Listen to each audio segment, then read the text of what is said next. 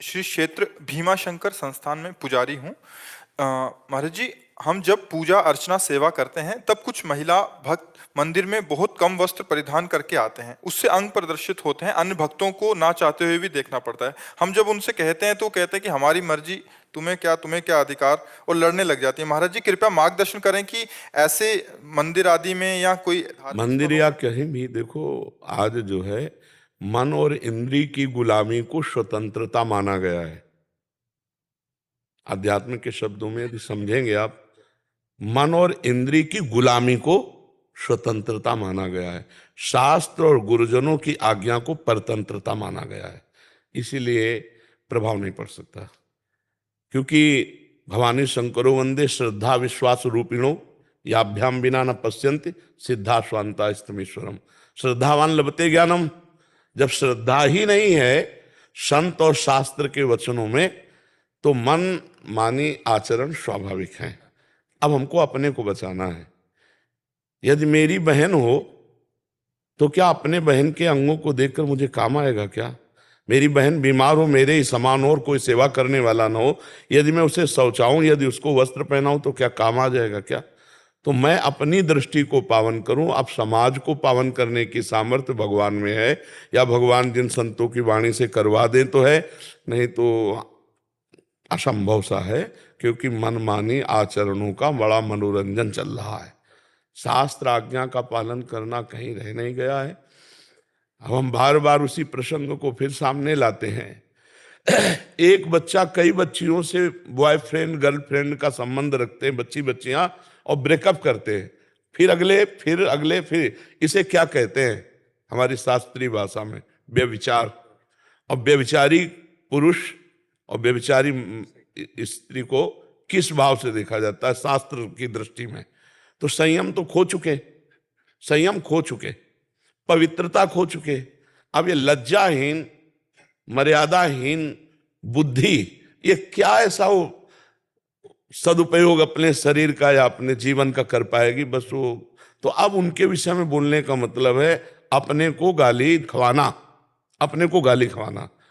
तो हमें लगता है हमें अपनी दृष्टि ठीक कर लेनी चाहिए, और तेरे भावे जो करे भलो बुरो संसार, नारायण तू बैठ के अपनो भवन बुहार। हाँ, तो हमारा शास्त्र और हमारे गुरु जी यही उपदेश करते हैं कि अपने आप को बचा लो, बस यही खास बात है। दूसरे को बचाने चलोगे तो आप भी घसीट जाओगे। मान लो आप हर बच्ची को ऐसे करो तो आपके ऊपर फिर रिपोर्ट हो जाएगी कि ये गलत दृष्टि वाला है। इसलिए जिस रूप में आओ प्रभु आप ही हो। हाँ, कोई आपसे पूछे तो उपदेश दे दो, लेकिन समझने वाला कोई है नहीं, समझने वाला कोई है नहीं। हमको अपने आप को समझाना होगा। आज का समाज, ये सब नौजवान भाई समझ रहे हैं ना, हम इनके चरणों में प्रणाम करते हैं कि भैया आप हमारे ऊपर कृपा करके सुनने आए हो और थोड़ा आचरण बदल रहे हो। मतलब बहुत बड़ा एहसान हम आपका मान रहे कि आप अपने आचरण सुधार रहे, आप साधु संग कर रहे, आप साधु के वचन सुन रहे। नहीं, कलिकाल है भाई, बहुत विचित्र कलिकाल है। ये तो पता नहीं कौन सी लहर चली है कि संतों के प्रति श्रद्धा हो गई। तो इसलिए अपने को सुधारा जाए, समाज को सुधारने की। नहीं, मैं अपने की बात नहीं कर रहा था। हम जब सेवा करते हैं वहाँ पे, तो काम करते वक्त जब लोग आते हैं तो लोग हमें ही बोलते हैं कि पंडित जी, हम पंडित जी है, तो बोले पंडित जी आप ही उनको कोई मार्गदर्शन दीजिए, आप बोल दीजिए। हमने बोर्ड भी लगा रखे हैं लेकिन सुनते कम है। नहीं सुनेंगे, आप कहोगे तो आपके ऊपर वचन और, हाँ वचन और हो सकता है कटुता का व्यवहार हो जाए। नहीं सुनेंगे आप। पहला हमारा उत्तर था मन और इंद्रियों की गुलामी को स्वतंत्रता समझा जाता है, शास्त्र और संतों की वाणी के अधीन चलना परतंत्रता समझा जाता है। कैसे समझ में आएगी आप बता? तो इस विषय में हमें लगता है कि मौन होना ही उचित रहेगा। कोई प्रश्न करे तो उसका उत्तर दिया जा सकता है कि महाराज जी हम लोग ऐसे वस्त्र पहनते हैं, क्या ठीक है? तो फिर बोल सकते हैं, क्योंकि वो जानना चाहते हैं। और ऐसे आप बोलोगे तो फिर बहुत ही गलत हो जाएगा। बहुत ही गलत शब्द का प्रयोग हो सकता है, बहुत ही गलत शब्द का प्रयोग। हाँ, संसार का बहुत विचित्र स्वरूप है, नहीं प्रयोग हो सकता। वो आपको ही डांट लग सकती है बहुत। हाँ, इसलिए मौन अपने से कोई तब उत्तर देने का प्रणाली भी है ये, उपदेश देने की। जब तक प्रश्न ना करे तब तक उसको उपदेश न दे, नहीं वो उपदेश काम नहीं करेगा। प्रश्न करता दैन्य भाव से, आरत अधिकारी जब पावे गूढ़ो तत्व न साधु दुराए। और इस विषय की व्याख्या हम कर नहीं सकते, क्योंकि जब तक आप नहीं बदलना चाहेंगे, मतलब सामने वाला, तब तक ऐसे केवल फालतू बोलने से नहीं चलेगा। वो सामने सुधरना चाहे तो उसको हो सकता है। और नए बच्चे हैं, ये इतना ही मान लें कि गलत आचरण न करें और नशा न करें, इतना ही मान लें तो हम इनके चरण छूते हैं, सब बच्चों के।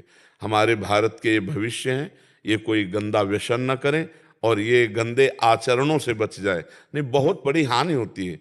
फिर ब्लैकमेल होने लगते हैं बच्चे, फिर अपने को कंट्रोल में ना करने के कारण वो अपने को मिटा देने की सोचने लगते हैं। नए नए बच्चे कई कारणों से अपने शरीर को त्यागने की बात, तो थोड़ा अध्यात्म सुने, नशा न करें, व्यभिचार प्रवृत्ति से बचें और अपने आप को भारत की सेवा में लगाने योग्य बनावें, समाज की सेवा में लगाने योग्य बनावें। इतना बहुत बड़ा उपकार हो जाएगा।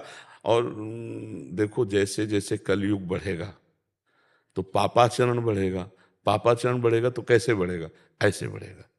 मम्मी पापा से बच्चे कैसे बात करते, तुम अपनी देखो यार, हम अपनी देख लेंगे, ऐसे हमने सुना है। मम्मी पापा से कह रहे हैं ऐसे, तो हमारे अपने बाप की नहीं मानते, हमारी बात कैसे मान लेंगे।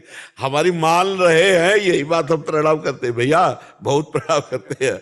सुबह जब हम आते हैं ना, तो हमें लगता है 80% जवान होंगे, सब नौजवान होते हैं 80%। तो देख के हमें तो आनंद लगता है कि अगर ये सुधरे तो भारत सुधर जाएगा। क्योंकि नौजवान मतलब भूत अवस्था होती है, नौजवान की होती यौवन ज्वर के नहीं बलकावा, इसमें कुछ नहीं यार, अपनी मस्ती से। और ये सुन रहे हैं हाथ जोड़ के, ये खड़े हैं साधु दर्शन के लिए, इसका मतलब श्रद्धा है। इसका मतलब हमारे भारत में अभी संतों और शास्त्रों के प्रति श्रद्धा है। तो जो श्रद्धा करेंगे वो तो सुधर जाएंगे, और जो श्रद्धा नहीं करेंगे तो मनमानी आचरण को सुधारना बड़ा कठिन है, बड़ा कठिन है जी।